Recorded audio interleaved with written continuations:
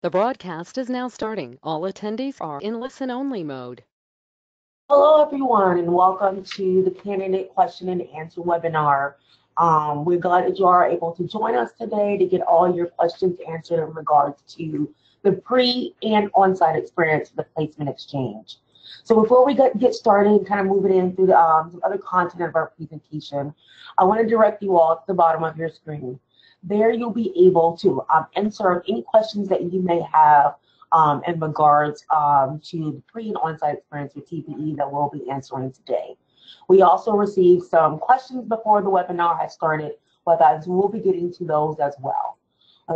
Also to note that this webinar will be posted on our YouTube channel 24 to 48 hours after this presentation, should you need to refer back to some questions, some answers that you were not able to hear or get to during this presentation. And so we're going to move into our introduction phase, and then we'll get to your questions. It's the purpose of this webinar. Hi, my name is Tom Park. I serve as the Assistant Director of Facilities Operations for Capstone Campus Management at Florida Atlantic University. I have been a member of the TPE Planning Committee. This is my second year. I served on the Employer Development Committee last year, and I have had other volunteer roles with TPE for the past 3 or 4 years now. Hello, everyone. My name is Ebony Shamar. I currently work at the University of Pennsylvania as a house dean. I currently serve as the chair of the candidate development team for TPE. In my past experience with TPE, I served on the committee last year as a member of the candidate development team, but I've also served in a variety of other capacities as a resume reviewer, as a candidate coach, volunteering with boot camp, and so overall I had about 5 to 7 years of volunteering with TPE in different numerous capacities. We also have unfortunately, our other candidate development team member, Dr. Larry Nurse, not able to be with us today, but he sends his regards, and he hopes you all get your questions answered today. Also on our call, we have the director of the placement exchange, Dr. Kirsten Parks, and I'll give her an opportunity to introduce herself a little bit. Hi, everyone. This is Kirsten Fox. Thanks, Ebonish. As Ebonish mentioned, I'm the director of the Placement Exchange, and just know we are going to have a great TPE in LA, and our candidate development team is doing a fantastic job of getting everybody prepared to be successful there, and I look forward to meeting everyone on site. Thanks so much. And not to get into the I'll talk a little bit about some of these when we got started. So our webinar overview and our outcomes for you all in terms of your participation in our webinar today. And so we are hoping through the questions that you all ask with that and the answers that you receive, it will better help our candidates prepare for the TPE on-site experience and to manage the event logistics that come along with being a candidate at TPE. Identify some strategies to apply for positions should you have any questions related to that. Leverage some TPE on-site candidate resources should any of your questions lean towards what are some of the resources that will be offered during the on-site experience. And also to get an opportunity to have a one-on-one conversation with members of the candidate development team, and of course, Dr. Kirsten Fox in regards to just everything TPE, pre and on-site.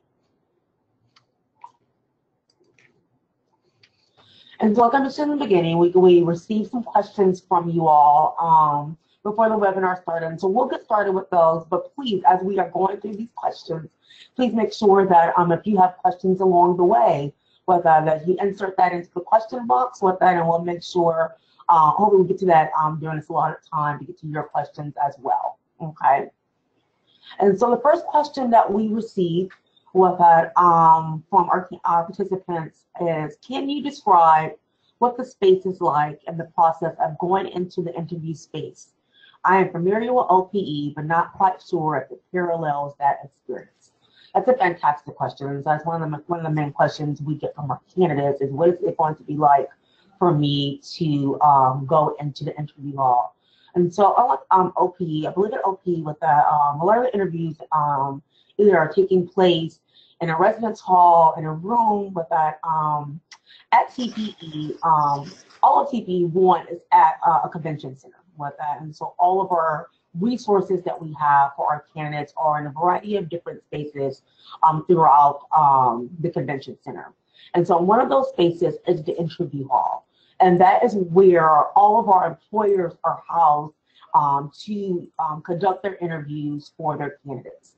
And so it's kind of set up like booth style. If you were going into, if you were attending a conference and you were going into an exhibit hall with that, and you wanted to stop by different tables to get information in regards to that. It's sort of kind of set up like that, but we have sectioned off with that to create a little bit more privacy for some institutions as well, to allow for them to interview their candidates.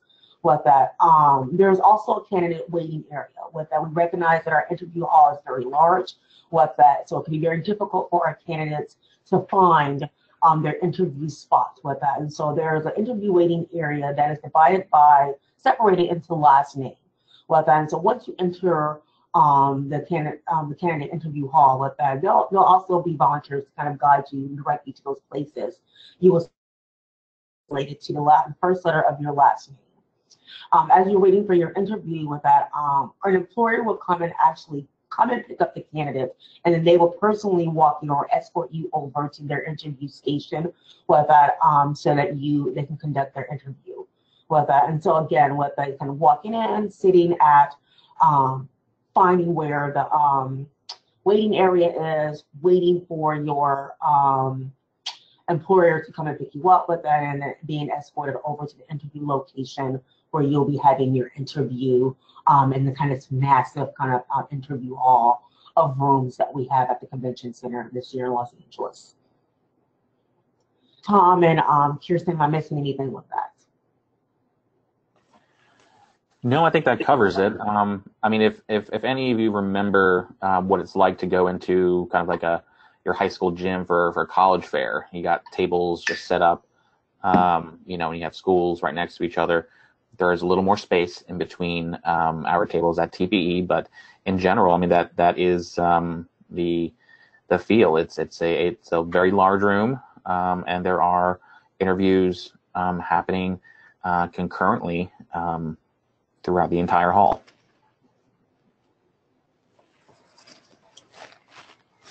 We hope to answer this question for you, and so I'll let Tom take the next question. So the next question that we received was, what are some things we can do, I'm going to assume this is as candidates, or tips that we can use to best prepare for TPE? I think some of the things that you can control, the things that you can control is your level of preparation for the interviews. There are a number of questions that every school will ask you. Having a good answer to the question of tell me about yourself. Understanding what are the accomplishments that you have or who have up to that point in your graduate career thus far, or if you are somebody that is not in graduate school, what are the things that you can talk about that you can highlight as achievements? You need to be able to articulate potentially having a scenario. Schools may use questions that are scenario-based and how you would handle a particular situation. So as you are preparing for TPE, utilize the staff at your home institutions, utilize a career center, do mock interviews. Have an opportunity to sit down with somebody for a 20-minute interview and go over that. I think preparation is key. So take the time when you start to look at schools that you're interested in and you apply to. Make sure you take the time to do your research. What is the demographics of that institution? Learn about the student population. Try to read an issue or two of the student newspaper to get a feel for what that campus culture is like, so that when you're being asked questions, you can potentially tailor your responses to apply to that particular institution. Let's see. I think you need to be able to prepare for a long day. There's going to be a lot of times where you'll be sitting, and depending on kind of your personality type, if you're somebody that's very outgoing or you're somebody that is a little more quieter and calmer or introspective, know what you need to do to recharge, or to relax or to wind down. Understand kind of those things that are important for you to be able to do interviews, potentially, 2, 3, or 4 all back to back to back. And then be cognizant of your schedule.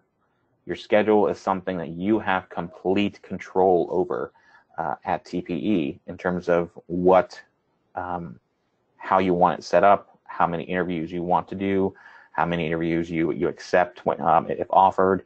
Make sure to plug in a 30-minute break here, or make sure to plug in your lunch. Look to prepare for the things that you can control most. There are certainly going to be things that are going to be out of your control. Try not to worry about that. Try not to stress about the things that are not in your control, and prepare as much as possible. Ebonish or Kirsten? You said that perfectly.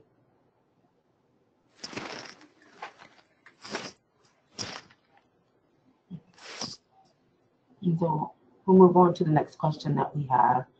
And it's kind of connects to some of the items that Tom just mentioned in terms of having control over your schedule, with just in terms of who you interview with, how many interviews that you have. And so one of the most popular questions that we get from candidates, what we have here is there a schedule that we should apply to, and how many is too many? Well, that, and personally off the bat, I'm going to say in terms of, is there a suggestion of schools that we should apply to?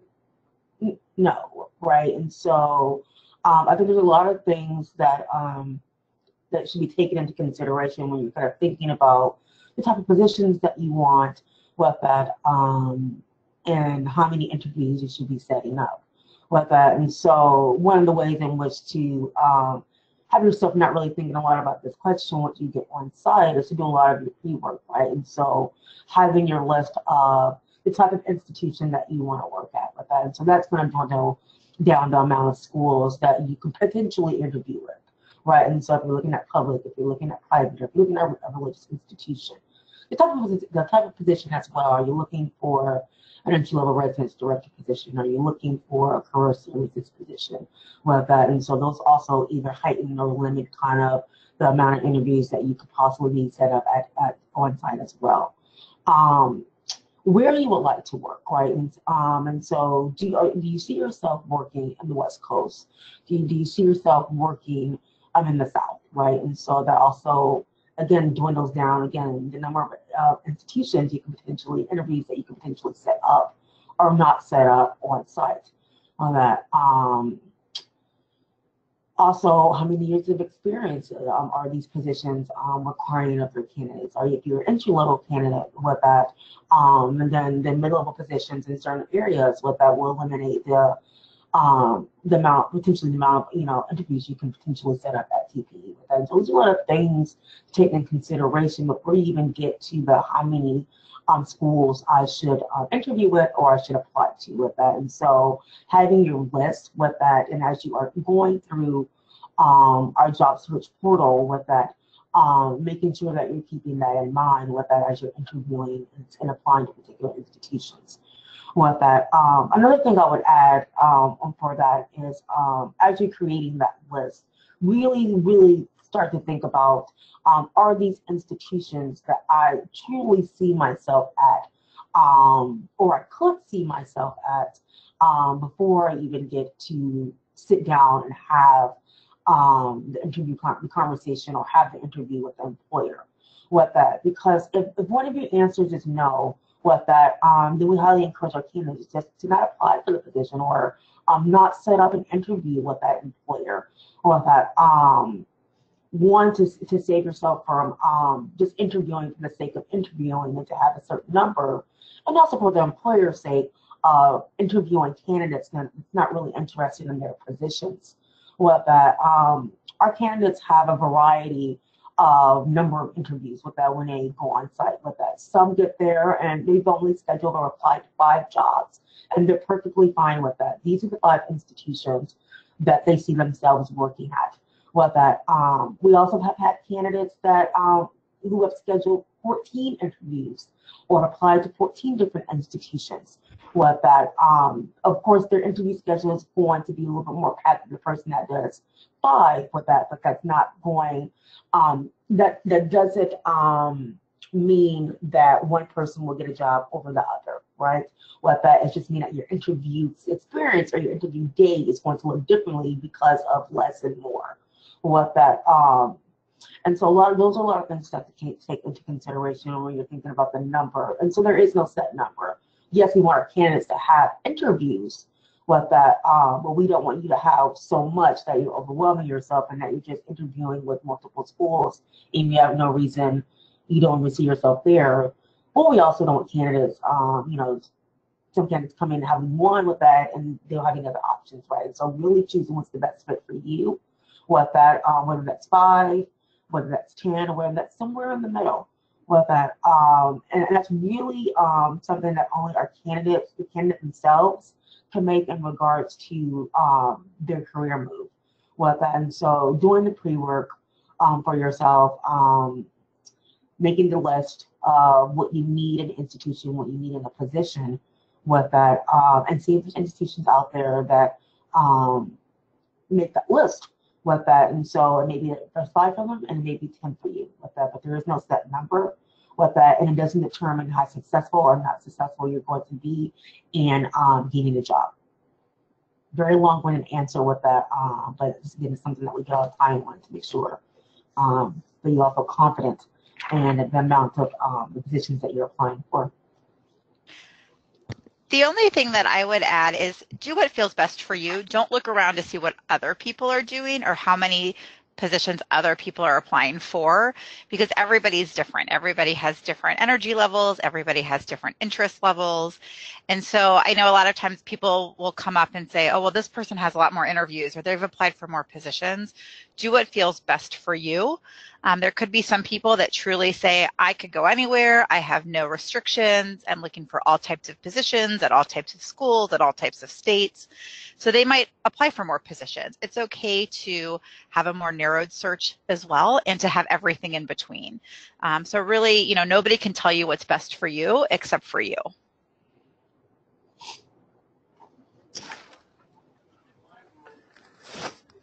Okay, so for the next question, similar, some of the issues were touched upon by Avanish in the last, but are there tips for narrowing down which schools we should actually look at based on our interests? I don't think there is one rule of thumb that you can say is correct over another. I think based on your interests, there could be dozens of potential positions that may be available. I think understanding what you're looking for professionally and then identifying the institutions that have positions that match those professional interests.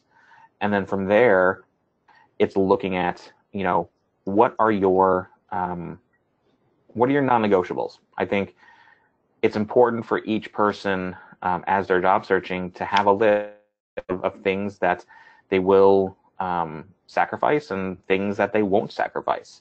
It could be a list that is very significant, or it can be something that's very kind of lifestyle oriented. I mean, there are folks that have to be in some sort of proximity to a city or in a city. So schools that are in rural areas or suburban areas just won't work for them.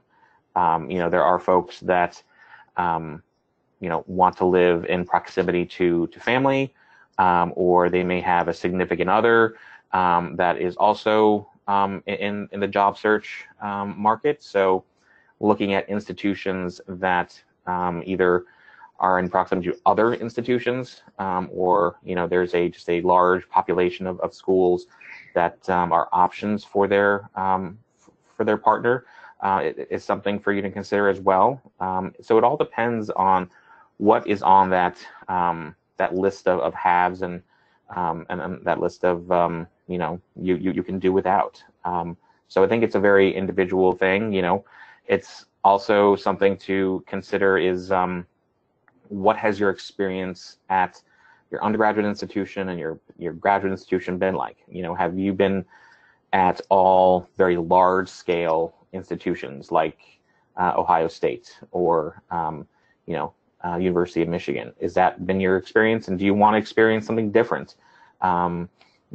Something like a Vassar College in New York, other private liberal arts colleges, I'm completely blanking. I'm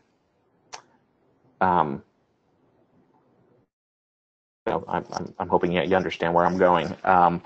So consider that. Consider what are the things that you really need personally, and how do those things line up with the institution professionally, or the area where the institution is located professionally.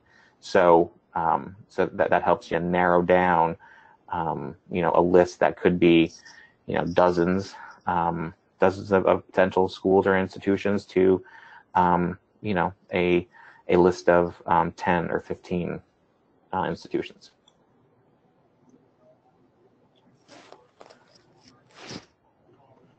Ebony or Kirsten? Good, thank you, Tom. And so the next question that we have, and this also taps into one of the first questions that Tom answered in regards to some tips in preparing for TPE and kind of being on site with that. And so this question, and only thing I'll add, what are some good strategies for planning / setting up interview times? And so Tom mentioned this kind of briefly, just in terms of making sure that you're adding the breaks in your interview schedule, but that you're leaving yourself time to get to your next interview as well. But that I would also say, when you're thinking of interviews, and it's something that some candidates don't consider as they're planning for the initial interview. And so one of the other things, the best strategies, I think something you can take into consideration when you are planning for your interviews and you're creating your schedule, is to also start to think about second round interviews. So some employers with that will conduct first and second round interviews on site. Of course, you would know if you've received a second round interview, the majority of our candidates do, with that, of course, until you actually interview with the institution, with that, and you're on site.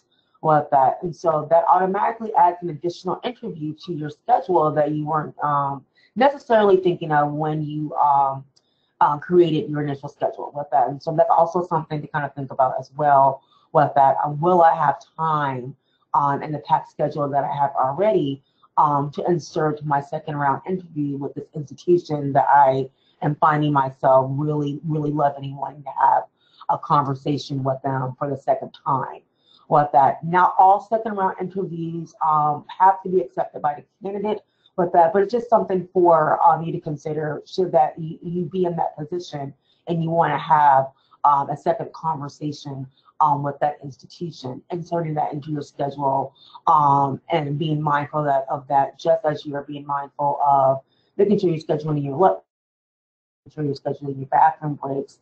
I will also say, there's some interview times, of course, you don't have control over, particularly sometimes when it comes to maybe second round interviews with that. But when you're initially setting up your schedule and you have the flexibility, especially if an institution is giving you a variety of times in which you would like to be interviewed. I always like to tell candidates, if you have that flexibility, start to think about when are you your best self, right? And so when are you really on and you can really shine in an interview?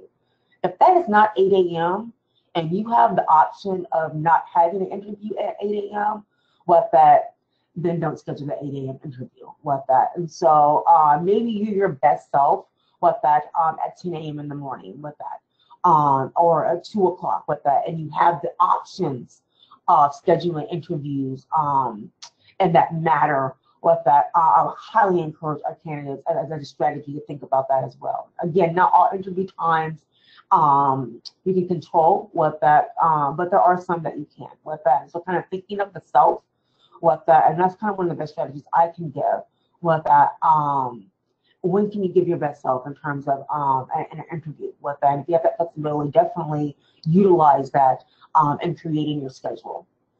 Another kind of best strategy with that, not all scheduling of interviews happens on site, right? And so you can schedule, of course, your interviews before you get there, with that. That's one of the fantastic things about the placement exchange and being a candidate, right?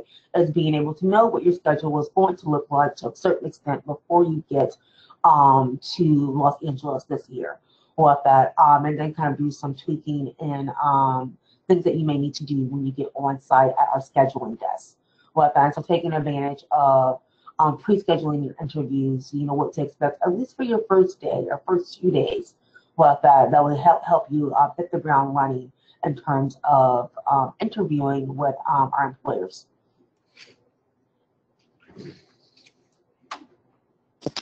Kirsten or Tom, anything to add to that? No, I think that covers it.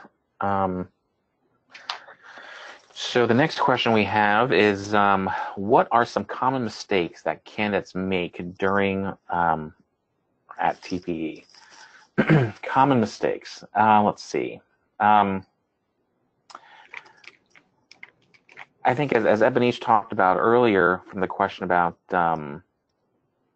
you know, the number of schools are, you know, how many schools you should apply to, you know, and you know, setting up your interview times.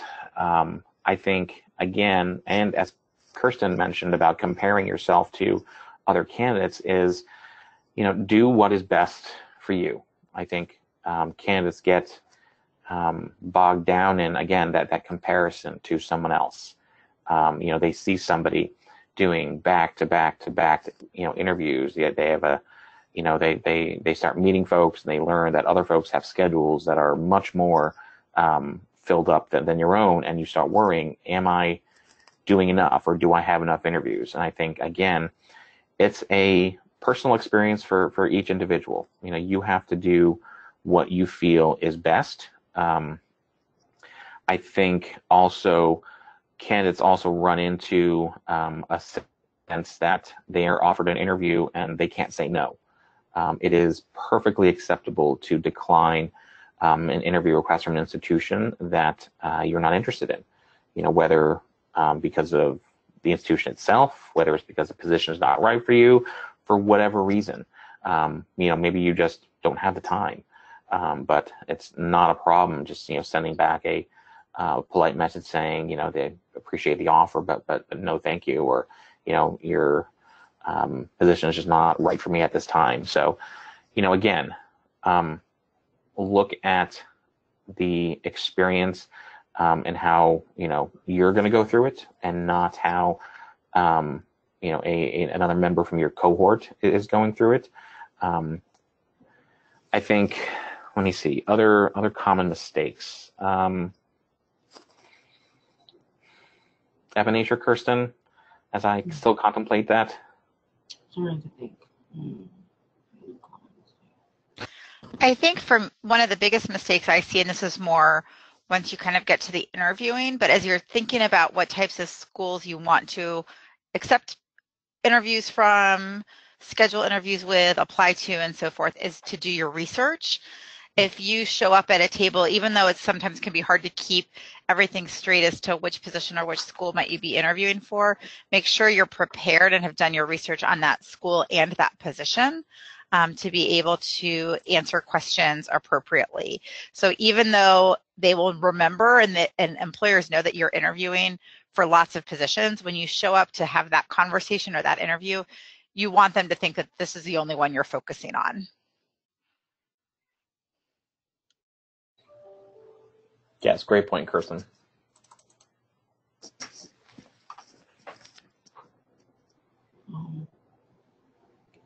And so we'll move into our next question. With we all want to make sure that we get time for the questions that are coming in with that. So I'm going to switch a little bit and read out a question that we have from one of our participants right now. Well, so the question is, if we are full-time graduate students who have assistantships, do employers typically count those years of work as years of professional experience when looking at job postings / requirements?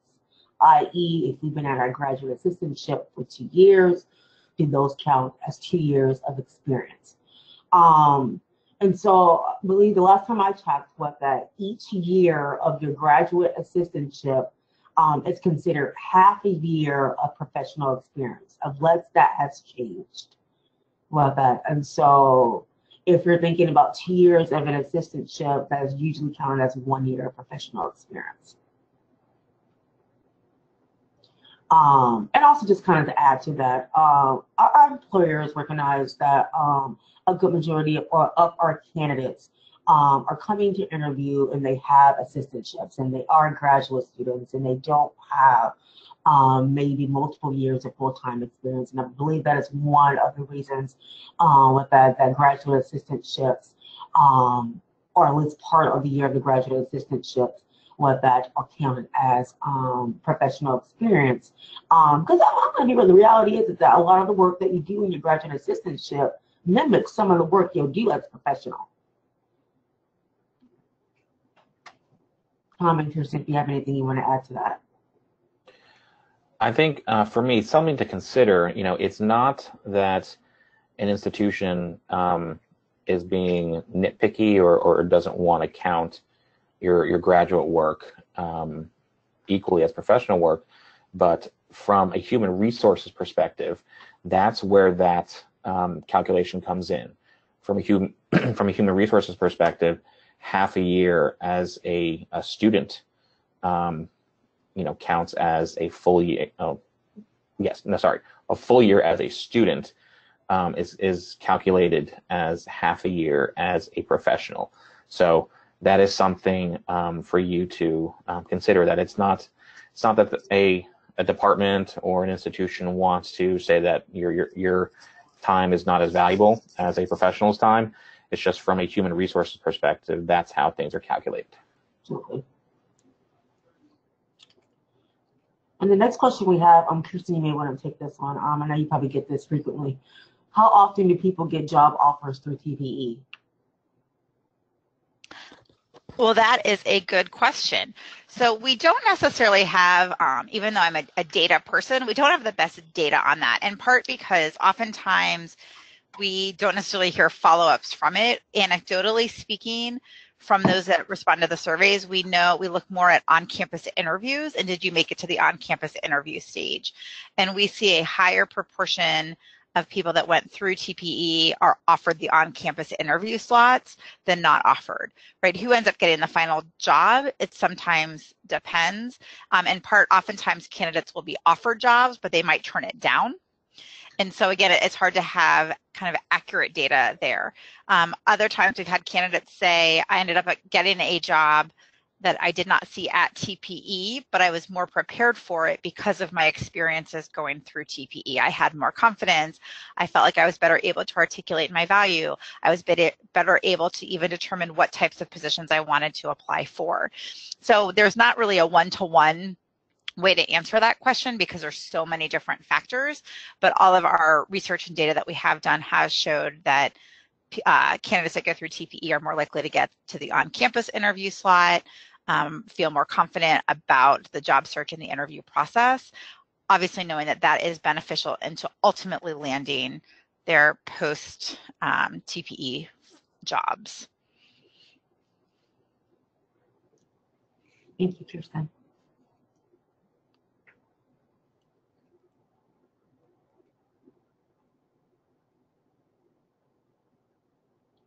So, Tom, I'm going to read the next question. Are you going to take this one?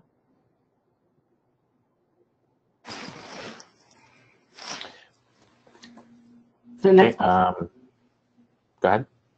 And so I'll read it out and you can answer. So the next question that we have, what should I have readily available to give to potential employers? Should it be a resume, business cards, or something else? So in general, you should expect that anybody that you interview with already has your materials. It can be helpful for you to have a few copies of your resume, particularly if you end up applying for positions while you're at TPE. But in general, you will rarely come across an employer that has not seen your materials prior to them sitting down with you for your interview. A business card, it can be a nice thing. Over the years that I participated as an employer, it doesn't make or break anything. It also shows a little bit of your personality a bit. There are, there's a particular candidate that I remember from, I want to say 3 years ago. I can tell you exactly what his business card looked like. And I remember him specifically because of it. It's an opportunity for you to, again, present another piece of who you are in terms of your personality and creating your own business cards potentially. But other than that, coming prepared, coming on time, and presenting your best self is what you should have ready for employers. I think that's absolutely right, Tom. The other thing I would say is bring something to take notes on, even though that's not something you hand out. Employers aren't going to mind if you're taking notes during the interview. Obviously, you don't want to be looking down, taking notes the whole time, but when you meet them, it's okay to quickly jot down their names so that you have that for future reference. If you have taken notes, right, you want to come prepared with questions as well. So hopefully they're on that pad of paper and a pad folio or something that you can then turn to your questions when they turn it over to you to ask, what questions do you have for us, right? It shows that you put thought and preparation into it. And it also gives you a time to kind of pause and look down before you also jump into those questions. If they mention some things that are really interesting, it's okay to say, oh, that's really exciting to hear. I'm really glad to hear that, and jot a couple of notes down.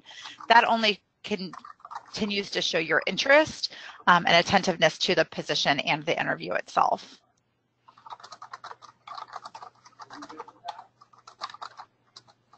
The next question that we have that's come in live, I like this question. And so, what are some good questions candidates can and or should ask interviewers during the interview? But this is a fantastic question. And some of the questions that you may ask, and I think just as Kirsten's mentioned, really depend on the interview itself, right? And some things that the interviewers have mentioned during their interview that makes you want to get some more elaboration on that when it gets to your turn to ask the questions.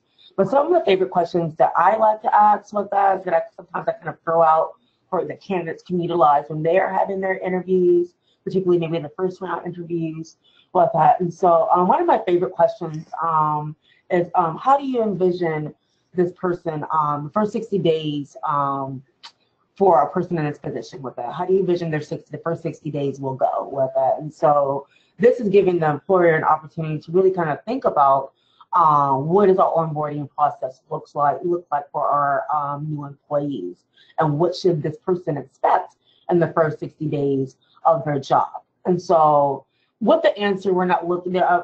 Candidate isn't necessarily looking for like a step-by-step kind of day-to-day, but kind of an overall vision of what the first 60 days is going to look like for themselves, should they see themselves in this position. I always like to ask, what are the main priorities of your department with that, or your office, right? And so, how is the department and the organization going about addressing those priorities with that? And so I personally would like to hear what the direction the department is going in. That gives me a better glimpse, and I think it gives candidates a better glimpse of the type of department that you will be starting, you'll be working in. So where's the direction? What are their priority areas? What that is it the students, what that is it staff development, is it training, what that revisiting how they think about training, what that or how they think about crisis management. You already know as a new employee that these are the things that are organization. I could ask interviewers what that's another question as well would be what is the best part about working in your organization with that or in this position if your interviewer happens to be in the same position that you are applying for, if they have multiple positions in their department such as an RD. And so those are some of the foundational questions that I like to ask employers. Usually the question phase is about 10 minutes or so. And so you're not getting a whole lot of time to ask questions with that, but I like to at least get those 3 in, if I can, at least in the first round interview. Tom and Kirsten, what are some of your questions? One that I always like to ask is at the end, and it's more of a clarifying question, but is to say, is there anything else I can answer for you or anything I previously mentioned that I could help clarify or expand upon? Sometimes maybe you didn't get quite to the answer that they were looking for, and that provides the interviewer an opportunity to follow up on something that they want to hear more about. And it kind of is a gimme question as well. So you don't have to necessarily know specifically about their institution to ask that question. It's just an easy one. Again, it kind of gives you that time to pause. But oftentimes there is something that maybe just didn't sit right, or the example you gave they want to hear more about, or you didn't get quite to the answer they were looking for. And instead of walking away from the table and not being able to answer it, leaving them wondering, it gives them a chance to say, oh, actually, yes, you gave this example about a time that you worked to build an inclusive community. Could you tell me a little bit more about the actual activity that you did, right? Or whatever it might be. It just gives that time so you can be your best interviewee. I would concur with both Ebenesh and Kirsten. I think, something that you can also is asking about, are there any new initiatives that your department is pursuing? Kind of gives you a potential view on what their future looks like, or how they view their department within the university's plan. Something you could also potentially ask is, what are the qualities or characteristics that will make the person coming in most successful? And you can kind of also then get an idea of what they're potentially looking at in terms of a skill set, or the next member of their team coming in.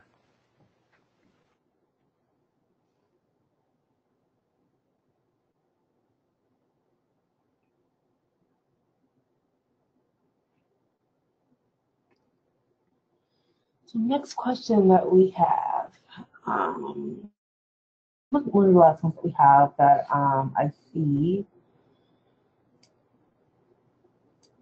This is a good one as well. So many job descriptions for similar positions at different institutions will include similar language, responsibilities, and etc.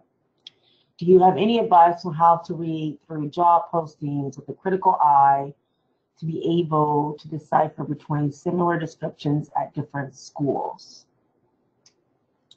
And so this is another common question as well with that. And so particularly when we were looking at, for example, I will just use residential life positions for this question as an example with that. And so you will find when you're looking through positions, and you're looking for a res life position, particularly related to residence director, hall director, community director, with that. For the most part, the official title may change with that, but a lot of the responsibilities are similar with that. And so, in that regard, with that, you're kind of looking at the same things. But how do you decipher the difference between a community director at one institution and a hall director that have another institution with similar responsibilities with that? And so that's where you start to kind of look at maybe the number of buildings that you would oversee in a department with that, how many staff members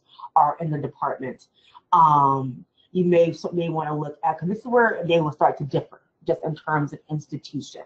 You may want to see if there's any additional responsibilities outside of the general residence director role, whether it's supervising RAs, being a crisis manager, being a programmer. Are there any additional things with that position that you don't see anywhere else with that? So is this person also working with student activities with that? But if you were to look at another institution, they're not working with student activities. So that's a major difference with that. And so I would really start to look more into the description and start to look at those things that are very glaring in terms of being very different.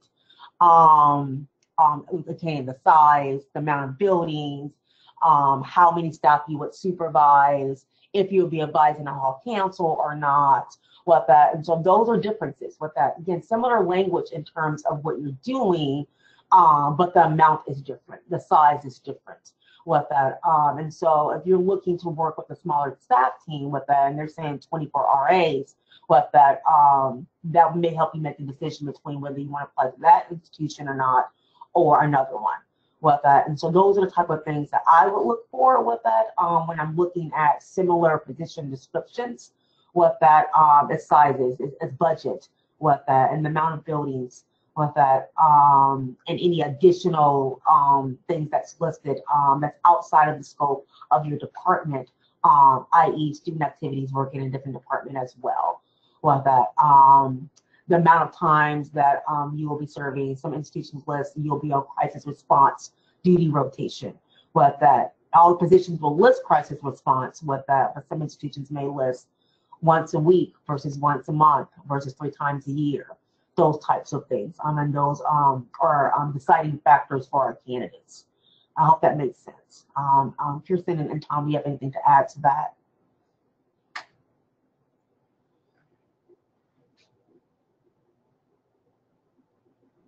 No, I think you said it well, Abanish.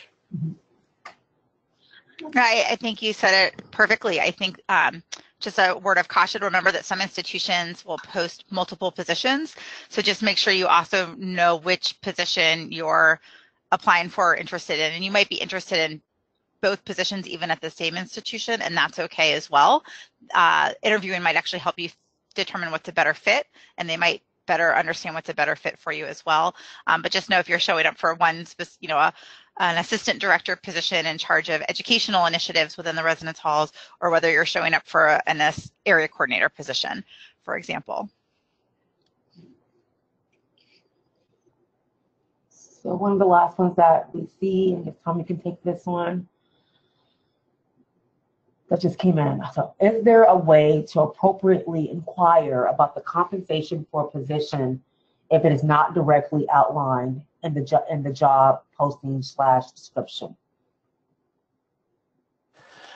That's a good question. I think asking about compensation can be a delicate thing. I think one way to potentially avoid it is, prior to arriving on site at TPE, or even during or after, is contacting the human resources department at the institution. That information is readily available. If the position is officially posted with the university, then that information should be readily available through the human resources department. I think, if you're at a position where you receive an on-campus offer, I think that's an opportunity for you to then also ask follow-up questions, that may not have been answered, or that, there may be lingering things like compensation if it's not specifically listed. Personally, for me, that is not necessarily something that I would ask at a first interview, whether that's a phone interview or whether that's even an in-person interview at TPE. But again, that's me. Ebonish or Kirsten, do you have any thoughts about that? Yeah, I think, Tom, I agree. I don't know that at a first interview is the time to ask. In part, there's other things that are negotiable besides salary. And so there's different benefit packages that include the amount of days off. I've worked at institutions that have had a starting of 10 days off, and I've worked at institutions that start with 23 days off a year, right? That could be a big difference depending on where you are and what you like to do in your spare time, and if you're closer away from family. I've had different jobs that have come with different health benefits as well, and so different retirement benefits. So there's a lot besides just the salary that I think you also want to kind of weigh before you make a final decision, right? You might not want all that information as you're interviewing, especially for a first round position. Even if you go, I agree with Tom, you can look beforehand on institutional websites, though many institutions will just say commensurate with experience. And so they might not list them. And so, think about what's some of the best way to utilize your time. And is the first interview really where that makes that much of a difference? If they don't let you know right away, I think by all means, before you accept an on-campus interview, it's appropriate to start asking those questions, because if you know it's not going to be worth your time, then you don't want to waste your time, and you don't want to waste their time to go on campus for an interview, because that's both a time, your time is of value, as well as, their money if they're bringing you to campus. I probably wouldn't ask it in the first interview, and to be honest, as an employer, some employers might not mind, some it might not set as easily. So I think it's more trying to figure out when is the right time to ask. And I would say absolutely before you go on campus, you can start that conversation. But then again, know that, there's, we'll do some things later on this spring around salary negotiation and how to negotiate job offers as well. I will add with that, and I may come from a different standpoint than my colleagues. That's okay, right? We're all in different places. I think we're not saying that money is not important with that, and so we want to make very clear that we recognize that, including the other benefits that institutions offer, with that salary is important. I think at the end of the day, they're not volunteer positions. With that, and we recognize that our candidates come from a variety of different backgrounds as well. With that, where they have to consider those things for themselves, maybe more immediately than others with that. And so thinking about the things that we said, but also thinking about your circumstance with that. And so we don't know what our candidates are bringing in terms of their background with that, and how that impacts how far they want to go with the institution in terms of when they ask and when they don't ask with that. But we also come from the standpoint that for some employers, that first round interview don't look good with that. But we also recognize for some candidates that for them, they may have to ask that question with that. And so I just wanted to put that out there just in terms of what that looks like, and recognizing that all of our candidates, our employers are coming from a particular place, but recognizing that you all as candidates are coming from different places as well with that, and all of it's important with that. And I guess we're still, as a field, just kind of working on just kind of when is that appropriate time to ask about, the big question, how much money I'm gonna make doing this job with that. And so it can be a difficult thing to ask with that, but it's a necessary thing to ask, if that makes sense. Yeah, I completely agree with Ebonish, and I think it's really important, but it's also, I've noticed a lot of people sometimes don't negotiate, so you can also, it's hard, you can't negotiate necessarily during the interview process, but once you get that job offer, you should absolutely negotiate. But to Ebonish's point, if it's not a job that is financially sustainable for you to support kind of your life, then it's not worth your time and it's not worth their time. And so, you can kind of feel out when's the right time. I do think it's a good idea before to kind of figure out a budget and to figure out kind of what is that salary basis that maybe you would need to make, a salary, if you're looking for live-in positions or live-out positions. And if you're looking at live-out positions, the cost of living in Indianapolis is going to be very different than the cost of living in San Francisco, right? And so the salaries would also want to be very different. And so, I think there's a lot of things that come into, what the actual salary amount is going to differ as to whether or not, right, what that actually means in value might depend on a lot of different situations. And I definitely agree with that.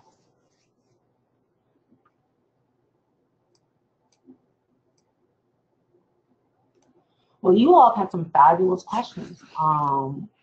And we'll wait maybe one moment to see if there's another question that comes in with that. But right now we've gone through all the pre-questions with that and the questions that have come in so far already. And so right now it doesn't look like we have any new questions that have come in with that. And so I guess at this point, we just want to thank you all so much for the questions you submitted beforehand and the questions you submitted during this webinar. With that, again, it's one of the purposes of having this is to making sure that our candidates are prepared as much as they can for the entire kind of, we like to call it TPE 365 experience with that. And of course, this is not the only time in which our candidates can ask us questions. Without, feel free, if you didn't get your question answered here or beforehand, to email us at theplacementexchange.org. With that, to get your questions answered about anything, again, related to TPE as well. Don't forget to follow us on our various social media accounts as well. With that, a couple of final things. With that, if you haven't registered yet for TPE, with that, we encourage you to do so. Our early bird rate is still there until January 11th, and so making sure that you are registering if attending Onsite is part of your plans. With that, and we really hope to see you all there as well. One final thing, we were remiss if we didn't mention this as well with that. And so another exciting part of the TPE Onsite experience is our TPE bootcamp with that. And so this happens the day before interviews begin. But this really kind of gives our candidates kind of a boost in support before they kind of dive into the interview time of their at TPE with that. And so if you need some mock interviewing with that, you want to have a more formal presentation about asking questions about institutions with that and how to professionally brand yourself with that as a new or mid-level employee with that. We encourage you to sign up for boot camp with that. There's no fee attached to it with that. Make sure you register. Our spots are limited, but we would love to see you at boot camp as well. But again, thank you all so much for sitting in on our presentation today. With that, and again, this webinar will be posted on our YouTube channel within 48 hours. With that, also don't forget to check us out next time for our upcoming webinars that we have for you all, including our Facebook Live webinar next week. But again, thank you all for joining us, and we all hope you have a fantastic day. Thank you.